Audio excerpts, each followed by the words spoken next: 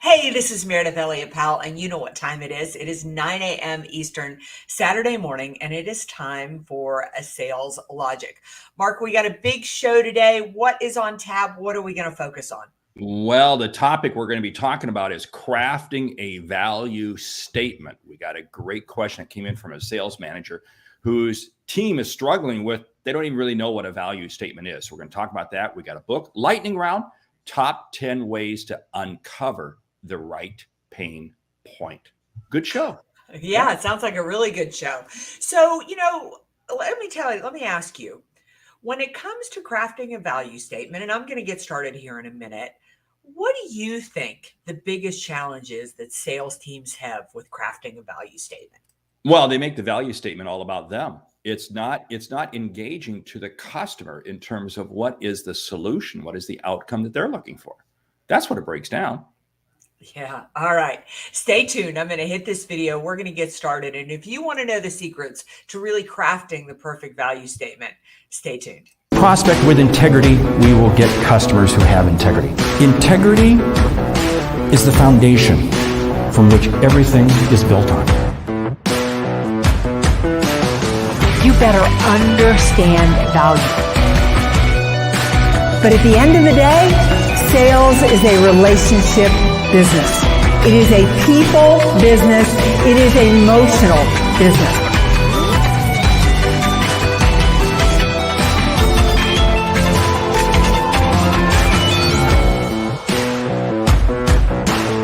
This is Sales Logic. This is Sales Logic, the show where we dive into the strategies, discuss the steps, everything that you need to know to be more effective at sales. So before I turn this over to my partner, Mark Hunter, to talk about what is on tap for today, to dive a little bit deeper, I just want to tell you how the show works, because we want to invite you, the audience, to be a part of the show.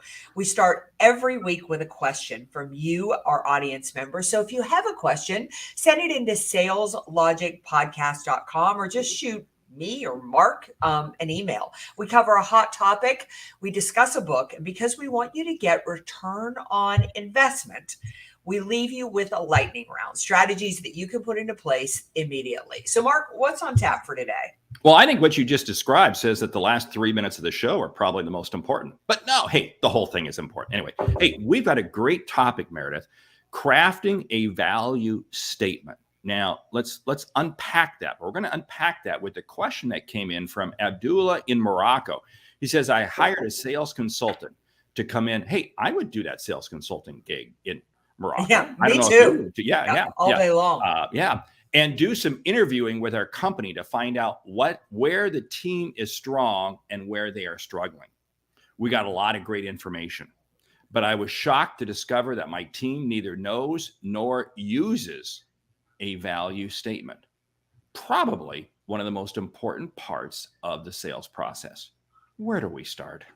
Yeah. So your sales consultant just paid for themselves. I will tell you that. That was a good expense, because understanding that your team, number one, doesn't have a value statement, doesn't understand it, or B, isn't using some kind of consistent value added statement, was really good information to uncover. But your bigger question was, where do we start?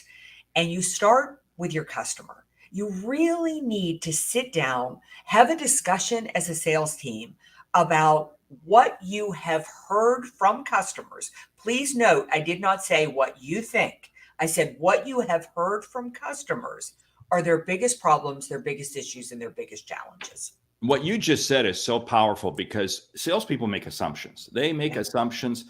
Salespeople are the greatest conspiracy theorists in the world. Okay, just saying, because they do. And you've got to listen. What is the customer actually saying? And what it's coming down to is this: the customer has decided to engage with you, or at least listen to you, because they believe you can help them with something. And you have to understand, what is the something? And how do they know you? Why are they coming back to you to say, I think? See, really what it comes down to is this: a good value statement is something that the customer says, in literally 1 word, 4 words, 5 words, 1 sentence at the most. They know how you're going to help them.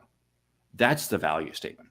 Yeah, absolutely. And I think it's important. I was working with a client about a month ago, and they clearly understood the value proposition for their existing customer base. But when they looked at where they needed to go, their customers are really starting to trend older.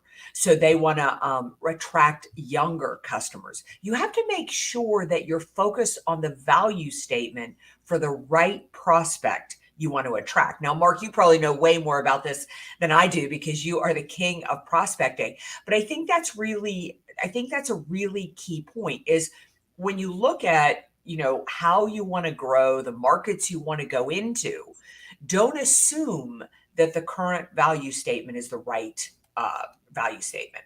Oh, and that's why value statements have to evolve. Dave Sanderson, you're spot on. What's most important to you and what has to happen for you to realize that? That's the core of what the value statement is. I couldn't help but think, going back to our conversation last week in our mastermind group, where we were talking about basically our value statements in terms of the four of us. And like, for instance, you have a very clear, if you think about it, people who work with you know what's your value statement, because you deal with how to thrive in uncertain times. And that's a key element of your value statement. You see, here's what it comes down to. If your customers don't know you as being able to stand apart and be separate from everyone else out there, you're just a commodity. Yeah. But the value statement has to call the customer to action. And that's a big difference, because we can say something, but if it doesn't call the customer to action, it isn't going to work. Yeah. And I think, the way that I heard it put, and I thought this was so powerful, is that when a customer looks at what I have to offer, do they say, yes, I want that? And that is really, or I need that, or I've got to have that, or that could solve my biggest challenge or my biggest issue. I always like to say that a sales call is a privilege. And when we do a sales call, we are asking for something that is so precious to a decision maker, and that's their time. And so think about your own day. You get up in the morning and you're going to work maybe 8, 10, 12 hours, whatever your day looks like. And you have to decide where you are going to invest the time and money, because every time you make a decision to invest in something, you're saying no to something else. So I'm only going to talk to a sales professional who can solve a problem that, one, is a problem I need, but two, is a problem that I see as urgent or incredibly impactful. And that's where you've got to get in there with that value statement. Well, and see, there's something else that you just uncovered there: urgency. Urgency is one of the biggest reasons why customers don't make a decision. They may, want something. They may, oh yeah, hey, this is really important. But if it's not urgent, they're not going to make the decision. I was just doing an interview yesterday with Matthew Dixon. Matt Dixon, co-author of The Challenger Sale, has a new book coming out that we'll be featuring here in a couple of weeks. And he was saying, from their research, 40 to 60% of all sales calls end up with the customer making no decision. Wow. Now think about that. And one of the criteria, one of the reasons why, is because there's no urgency. If the value statement does not help create that, then again, we're at a loss. So going back to Abdullah, your issue, where do you start? You've got to first be talking to your customers, understanding, and your salespeople have to be talking, not making assumptions, just like what you said right up front, Mayor. And what are the facts? And then begin to back into it to understand, how are we helping the customers? And what is the solution that we provide? And from that, then you can begin to come back to a value statement. But here's the big breakdown. I find too many salespeople, they have a value statement, but they don't use it because they're not comfortable with it, because they themselves don't believe in it. Wow, that is such a good point. You know, you have to I mean, it's your energy, it's your confidence in that value statement. It's believing you can really help the customer. But Mark, you know what that made me think about? It made me think about like vision, missions, and values in companies. Far too often we try to create value statements that are catchy, that are kind of sexy, that have a certain rhythm to them. And that is not the purpose of a value statement. In fact, a value statement, in my opinion, should be simple. And it should use the language of the customer. I mean, you mentioned mine, turning uncertainty into competitive advantage. I don't like the word thrive, which I use quite a bit. I don't really like the word uncertainty, but it was the language my customers were using. And a value statement, to use your example, it's about them. It's not about me. Yeah, and think about that. See, uncertainty into competitive advantage. Customers can understand that. People can understand that very clear, and they can put themselves into it. Do they feel uncertain? Do they feel like they need a competitive advantage? Yes. Value statement that I like using. I have a 3-word one, and I have a much longer one, and that is not a longer one, but a sentence one, and that is turning prospects into profits. Okay, now that's a little bit of a tagline. Okay, so is that a value statement? Yeah, but it's more of a tagline. But what I like to say is we work with salespeople and companies to help them find and retain better prospects. So think about that. And then there's a bolt-on piece if I choose to use it. But here's the key thing. The value statement has to be centered around what the customer is looking for. And if it's not, that's why I like you said, I don't like the word uncertainty, but that's what the customers were saying. Yeah, I mean, Mark, so that leads me to the question, how often do you think you need to update a value statement? Oh, wow. That's a good question. I don't think a value, the core value statement really never changes. I'm going to go back to, our opening piece that we opened the show with. If you're watching the video portion of it, you see a video, but you hear words being said. And that basically is an elongated value statement because that's really who we are. That's Right. who we are. So the value statement so that part never changes, but the solution and the outcome, for instance, your whole piece of uncertainty into a competitive advantage. Would that have been your value statement 5 or 6 years ago? Probably not, right? But it is today because of the world that we live in. Now, you yourself didn't change, but that core piece changed. So I think we have to be prepared to change it probably every 2 to 3 years. Now this is the other question I get asked. Can you have a different value statement for different verticals that you sell into? Yes. In fact, I think you probably ought to, right? Yes. I mean, your different verticals have different challenges, different issues. I think that, listening to the customer and seeing it and really trying to see if the value statement is still relevant. One of the most interesting things I think I found with thriving in uncertainty is when I started the value statement back in 2018, the biggest challenge people had back then was, how do we prepare for a hot economy we believe is going to change? So my uncertainty had to be around that value statement. Then it became about COVID. How do we get people embracing the fact that we're in the midst of COVID? Now my value statement is, quite frankly, people are worn out by uncertainty. They're exhausted from it and they're giving up. And that could be detrimental to your organization if your people aren't enthusiastic, passionate, and excited about the shifts coming in the marketplace. So while my overarching value statement has remained the same, in the past 5-6 years, I've had to change it 3 times from the underpiece based on where my customer. I wouldn't know that if I wasn't intimately listening to the customer. See, that is a case study right there as to how you craft a value statement, which is our topic that we're talking about today. Because your value statement is not something you etch into stone or you put into concrete and you leave outside your building for 25 years. No, it is a living, breathing statement. Just as you said, yours changed. Mine has changed. Mine has evolved. And for different verticals, it means different things. And this is why I think so many salespeople struggle with it, because management comes down from on high. This shall be the value statement. You shall never deviate from it.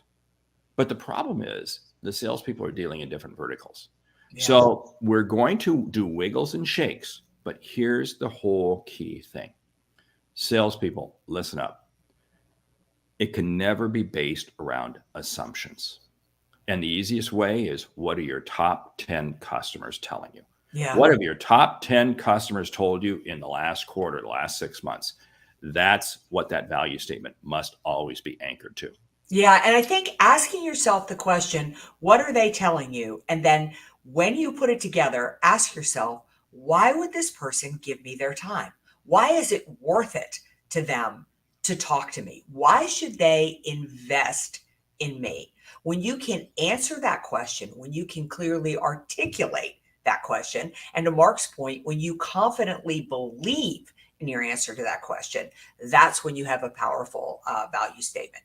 And one of the easiest ways to measure that is, what's the customer say when you get done saying that? Yeah. Are they just like, huh? They don't say a thing? Okay, then you know what? You don't have a value statement.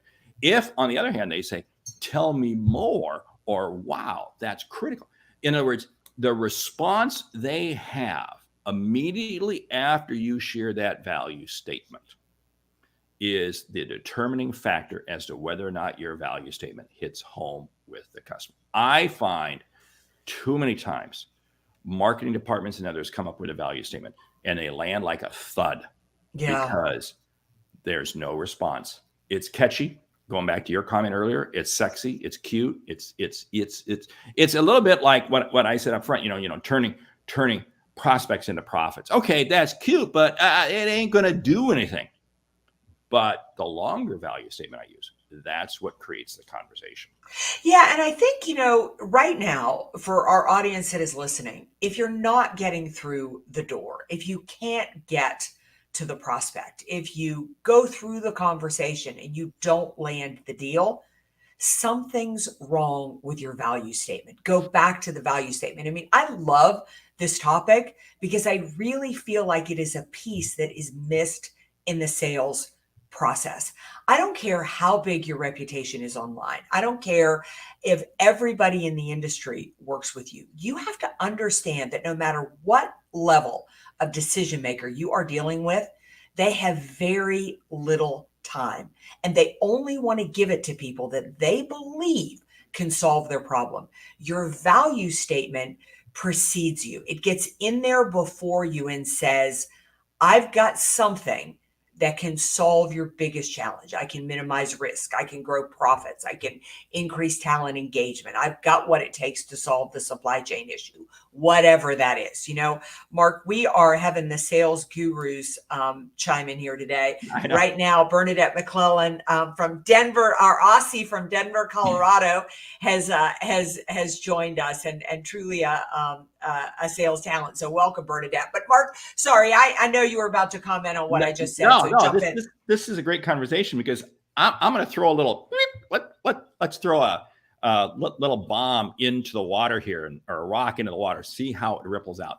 Should the value statement be a question? Could the value statement be a question? Yeah, I definitely think the value statement, could be a question.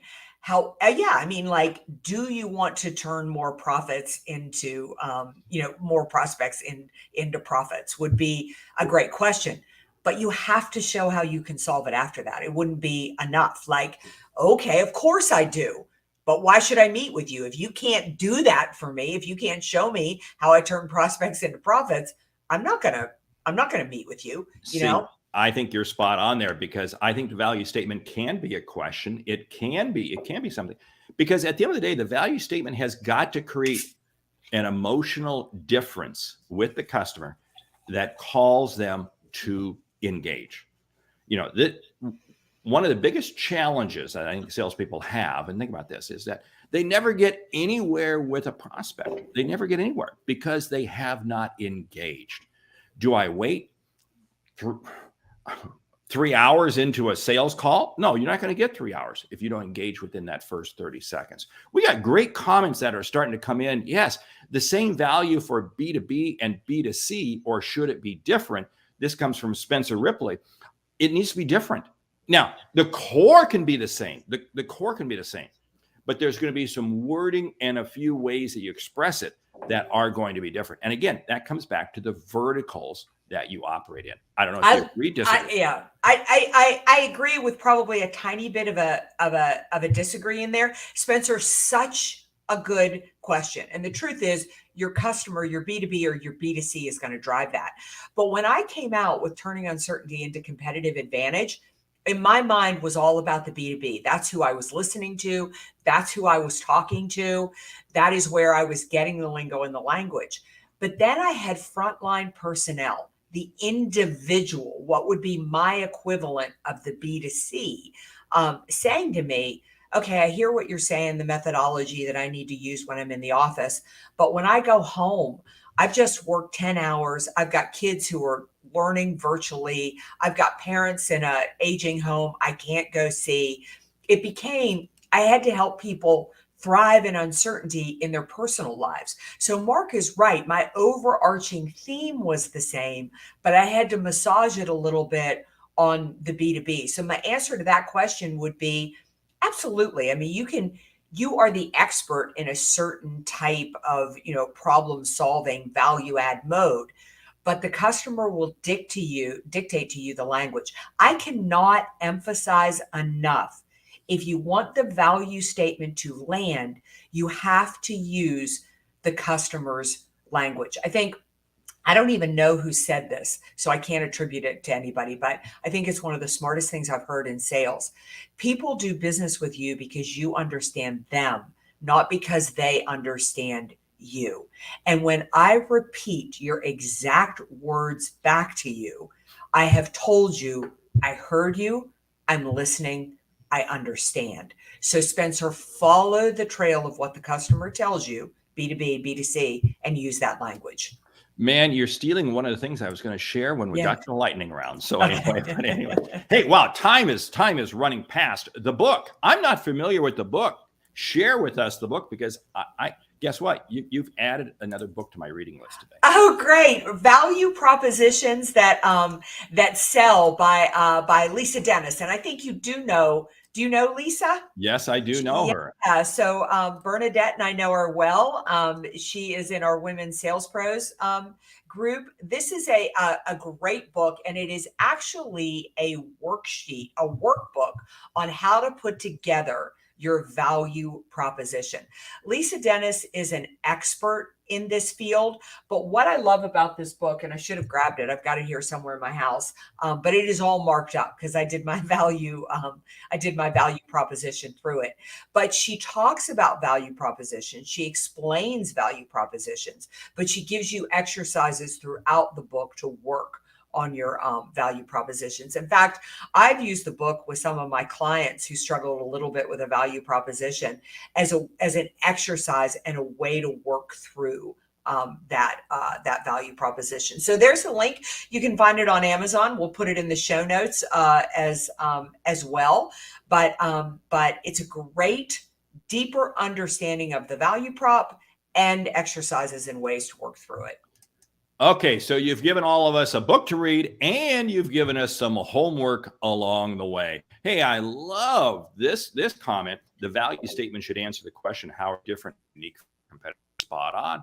There you go. You can take that one to the bank, but it has to be able to be articulated in the customer's language and in a way that you feel comfortable. Okay, time is racing forward. Are you ready for the lightning round? I am ready. Can I make one comment on George's? Sure. Go ahead. Yeah.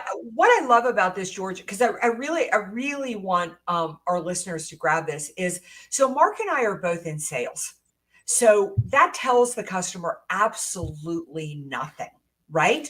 But the problems that Mark solves and the problems that I solve, the problems that Dave Sanderson solves, the problems that Bernadette solves are all so different. And to George's point, those come out in the value statement.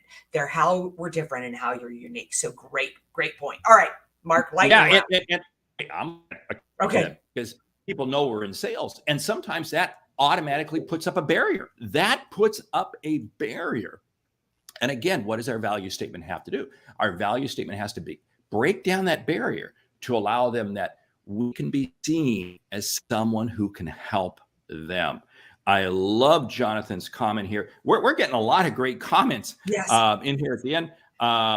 If we'll put this in the show notes, we got to be moving along time-wise. Lightning round, top 10 ways to uncover the right pain point. Go. Number one, ask really deep, open-ended questions to your customers. 2, come back to that a second time. In other words, if the customer doesn't bring that topic up a second time, it's not a right pain point. It's pain, but it's not the right pain point. Oh, such a good point. If they don't repeat it, listen to read between the lines. A lot of times your customer doesn't even understand what their true pain point is. So your job is to listen not only to what they're saying, but to go deeper with that. Take what they share with you and play it right back to them and ask them, can you give me another example? Can you share more? Can you give me some more insights? Let them build on it. And if they don't build on it, it's not the right pain point.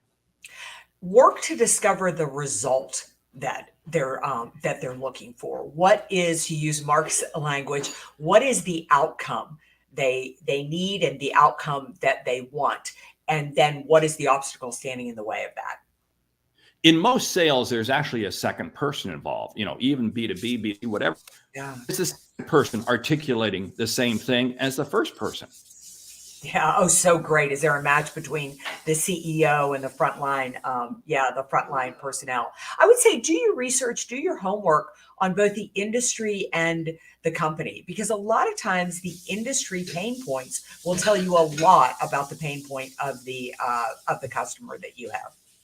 Oh, that's you stole one from me, because I was going to say, look at your top 10 customers. What are they saying? What they shared with you in the past? And again, are there similarities in there? Because this is going to help you understand, are they blowing smoke at you or are they telling you the truth? Yeah, I would say for my last pain point, your last way to really get to the pain point is understand what your customer is clearly telling you is their biggest issue or their biggest problem. Repeat that back to them and make sure that they agree. If they solved that problem, what difference would it make in their company? In other words, ask them, if you could focus on fixing just one thing in this last quarter of the year, what would it be and why? And that's going to help you get to the big pain point. And my last one is link it to urgency. If the right pain point that they're saying is the right pain point doesn't link to urgency, then you know what? It's not the right pain point. Because at the end of the day, you're not going to be able to close the deal unless there's a sense of urgency, a time-driven need for them to close it. Hey, great show today. Wow, we went long, but great conversation, great conversation.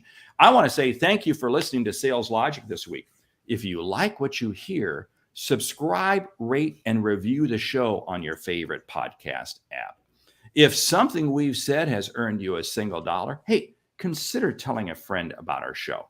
It's how we grow to help you grow. I'm Mark Hunter. And I'm Meridith Elliott Powell. Remember, when you sell with confidence and integrity, uncertainty suddenly becomes your competitive advantage. And the sale becomes logical. All right. We'll see you all back here next week, 9 a.m. Eastern, for another episode of Sales Logic. Again, big thank you to our audience. You are always amazing. So appreciate your comments. Good selling this week.